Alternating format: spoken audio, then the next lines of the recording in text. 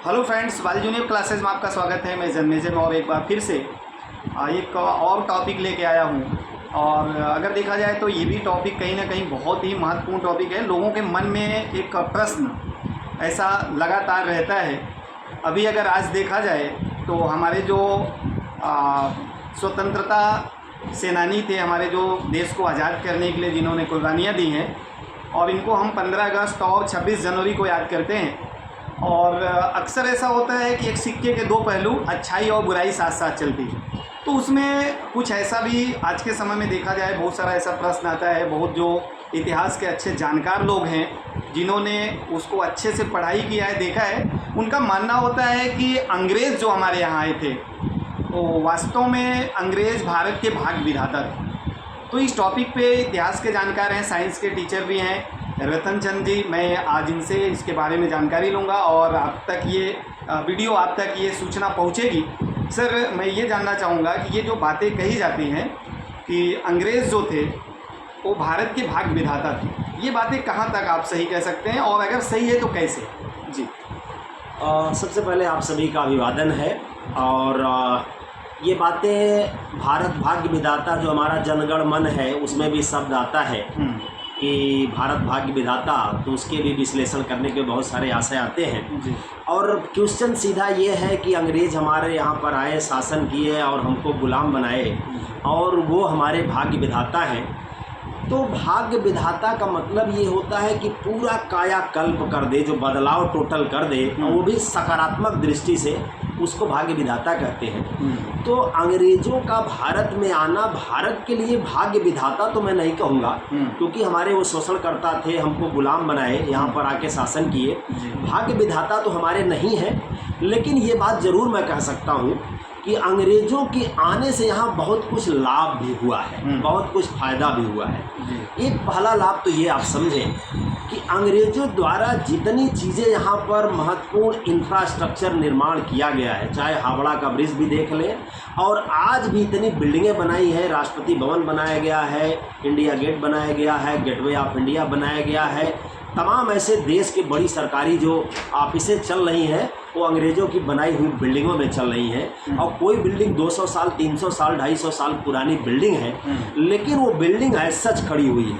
आज के हमारे स्वतंत्र भारत में, जिसको हम कहते हैं आवर इंडिया इज़ ग्रेट, हमारा महान भारत, इस महान भारत के जो सरकारी व्यवस्था में ठेकेदारी में बिल्डिंगें बन रही हैं, वो कुछ महीने से लेकर कुछ साल में बिल्डिंगें धराशायी हो जा रही, ब्रिज गिर जा रहा है, पुल गिर जा रहे हैं, बिल्डिंगें कोलैप्स कर जा रही हैं। तो एक चीज़ तो मानना पड़ेगा, अंग्रेज़ हम पर भले गुलाम किए, लेकिन अंग्रेज़ ईमानदार थे, क्योंकि उन्होंने जो काम किया ईमानदारी से किया, इतनी घुसखोरी, इतना टैक्स नहीं लेते थे जी। और दूसरा महत्वपूर्ण ये था कि अंग्रेज़ों के द्वारा जो यहाँ शिक्षा व्यवस्था में सुधार किया गया वो बड़ा महत्वपूर्ण रहा। और ख़ास तौर से अंग्रेज़ों की शिक्षा में जो सुधार किया गया, वो जो यहाँ इस देश का बहुजन वर्ग है, इस देश का एससी समाज है, इस देश का एसटी समाज है, इस देश का ओबीसी समाज है, उनको बहुत ज़्यादा लाभ हुआ। क्योंकि अंग्रेज़ों से पहले सबको शिक्षा का अधिकार नहीं था, एक खास वर्ग था, विशेष लोगों को था, विशेष लोग, विशेष संस्थान जी, सबको सब। लेकिन अंग्रेजों ने व्यवस्था बनाई, नहीं, शिक्षा तो सबको मिलना चाहिए। और मेरा ये मानना है, मैंने दार्शनिकों से सुना भी है, फिलासफरों से, कि अगर अंग्रेज यहाँ पर नहीं आते तो शायद डॉक्टर बी.आर. अम्बेडकर और ज्योतिबा राव फुले पैदा नहीं होते, क्योंकि उन्होंने जो माहौल बनाया, जो व्यवस्था दी, जो बराबरी का, समानता का, शिक्षा का अधिकार दिया, उसका इन विद्वानों को असर मिला और ऐसे महान शख्स धरती पर पैदा हुए। हाँ, ये कह सकता हूँ, अंग्रेज़ों के द्वारा भाग्य विधाता तो नहीं, लेकिन अंग्रेज़ों ने जो वातावरण दिया, जो माहौल दिया, उसमें जो ज्योतिबा राव फुले पैदा हुए, उसमें जो सावित्रीबाई फुले पैदा हुई, उसमें जो डॉक्टर बी.आर. अम्बेडकर पैदा हुए, इन लोगों ने भारत के भाग्य विधाता के रूप में काम किया।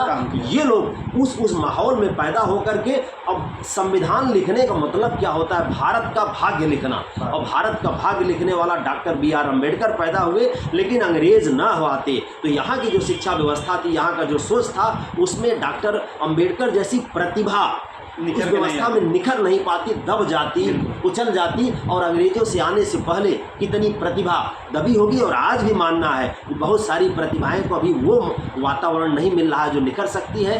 तो अंग्रेजों का बिल्कुल भाई, अंग्रेज तो हमारे शोषण करता थे, हमको गुलाम बनाए, उनके किसी भी कार्य की प्रशंसा नहीं करता हूँ, लेकिन आने के बाद बिल्कुल कुछ उन्होंने काम किया। एक उनकी ईमानदारी कि जो उन्होंने काम किया। आज भी अगर हम एक ज़िले से दूसरे ज़िले में आज के डेट में हम आप जाना चाहें कि हम इस ज़िले से वापी जाएंगे, बड़ौदा जाएंगे, और अंग्रेज़ों के द्वारा बनाई गई पुलिया से हम क्रॉस नहीं करेंगे तो आज भी हम बड़ौदा को, वापी को टच नहीं कर सकते। उनके द्वारा हमारी सड़क के नीचे बनाई हुई पुलिया जो कि आज भी मौजूद है, कार्य कर रही, ये उनके ईमानदारी का उदाहरण है और प्रमाण है।